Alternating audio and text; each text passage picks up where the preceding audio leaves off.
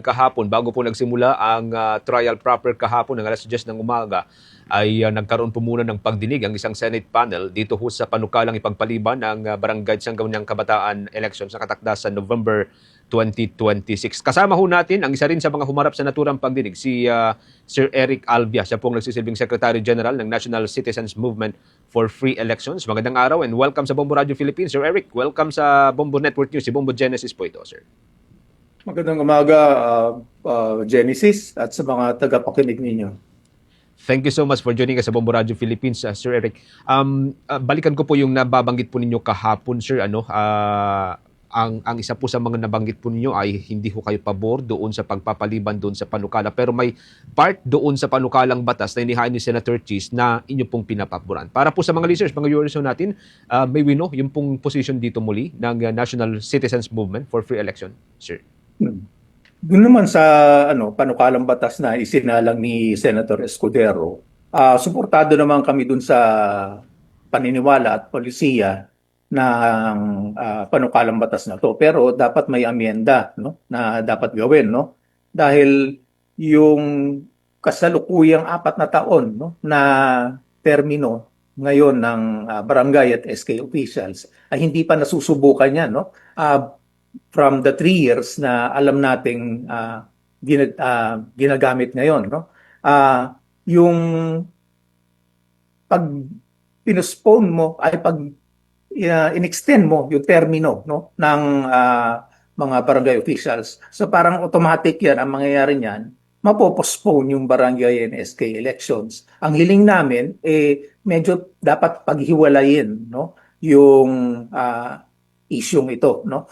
Unang-una, siguro, dapat tuloy muna itong halalan sa Nobyembre at pag sino yung maluklok, no, galing dun sa halalan na yon, i-apply na yung 5-year term, no, o kung anuman, no, haba na termino na dapat pag-usapan pa, no, sa susunod na halalan. So dapat una muna yung November barangay and SK elections, tapos doon na papasok yung termino.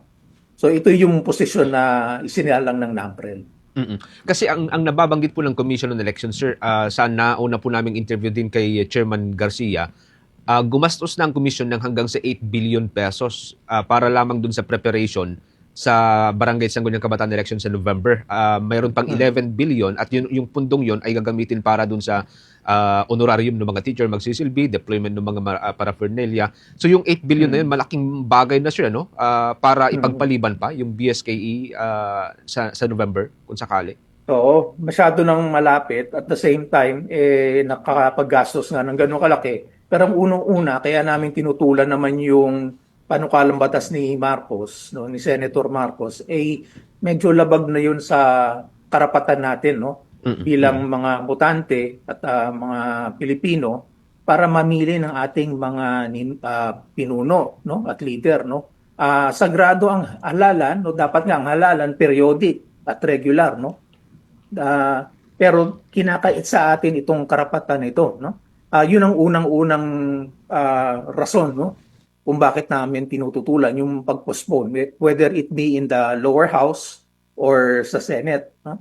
Tapos pangalawa pa, no, yung may Supreme Court ruling, no, na nagbigay ng extraordinary circumstance, no, o threshold, no, na dapat although alam natin, no, yung elections dapat may schedule yan, no, dapat sinusunod yan, no. So pangatlo, no, parang tinatanggal din sa atin yung karapatan na humingi ng accountability sa ating mga leader, no.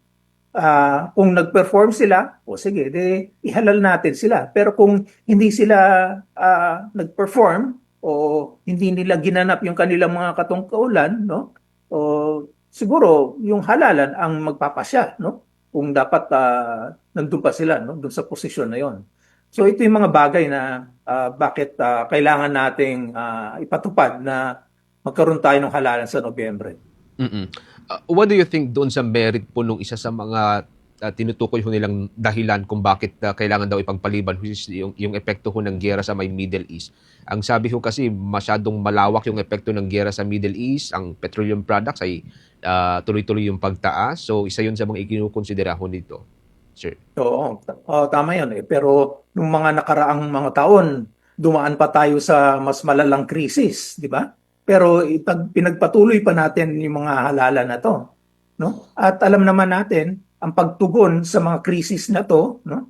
At yung mga gastusan ay parte yung pagpili ng ating mga magagaling na leader o karapat-dapat na leader para tugunan, no? Haligi ito ng pagtugon sa krisis, no? So dapat hindi mo pwedeng ipaghiwalay yung demokrasya at ekonomiya, no? Hindi mo pwedeng i-sacrifice ng one for the other, no? So dapat pag mamimili ka ng leader mo, kasama yan at nasa parte yan ng tugon dun sa krisis mo, no? Kasi kahit na kunyari pinospone mo ang halalan, no? Pero kung yung mga nakaluklok doon, no? Nagwawaldas nung kaban ng bayan, no? O kaya hindi ginagampanan yung trabaho nila. Di mas malala pa yung napalala pa tayo, no, doon sa krisis. Samantalang pag tinuloy mo na yung halalan at nakagastos ka na nga para sa paghahanda, siguro kung nakaupo yung leader doon at efficient yung leader at dumadaloy talaga yung serbisyo sa taong bayan, siguro mas malaki yung natipid natin, no? At hindi na sayang yung ating mga gastusin, no? Para sa mga local government officials na to at sa mga SK. Alalahanin natin itong pagpasok na SK na mga officials na to, ito ang unang batch na mga SK na dadaan dun sa bagong batas ng SK Reform Act na meron anti-political dynasty provision, no? So, masusubukan natin, no, kung meron talagang hahangad na mga bagong mga klaseng leader ng mga kabataan, no? So, maganda sana ito, no, na makikita natin, no? One last point, Sir Eric. Usually, ang isa sa mga lumalabas na punto is that parang bayad utang, ano. I understand na naririnig din siguro ninyo itong termino na ito. Pero ang pangit lang kasi na ito yung nagiging termino na ngayon, bayad utang nung mga elected higher officials doon sa mga sangguniang kabataan at mga barangay officials. Kaya gusto ng maraming elected officials ngayon na ma-extend yung kanilang termino bilang kabayaran dun sa kanilang tulong during the time na sila ay humihingi ng tulong mula sa mga botante. So, may naobserbahan ho ba kayo na parang ganitong senaryo ho ngayon, Sir Eric?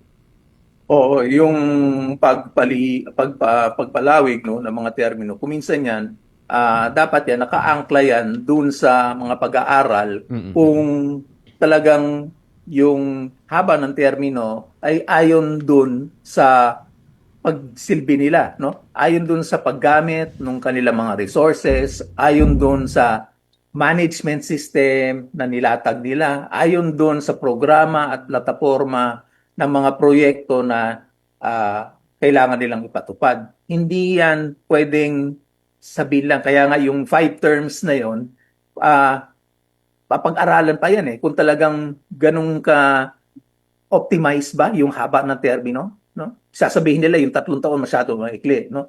Tapos yung 5 term, sapat ba yung 5 terms, no, para siguraduhin mapapatupad yung mga proyekto o mga aktibidad na kailangan itulak sa barangay?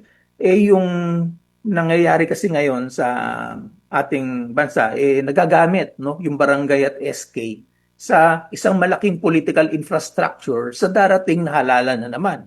Ang malaking na halalan, yung 2028. Siyempre, nakaluklok na yung mga officials dyan, no? Dumadaan dyan at dumadaloy dyan kung anong sari-saring mga ayuda, no?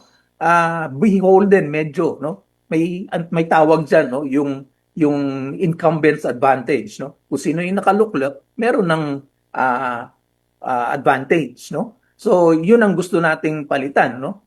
Yun ang gusto nating i-address, no? Na hindi dapat dehado, competitive at patas yung labanan para sa halalan, no? And ang mga Pilipino pa naman kilala dun sa kanilang utang na loob, ano? Yung kagustuhan nilang mabayaran yung utang na loob.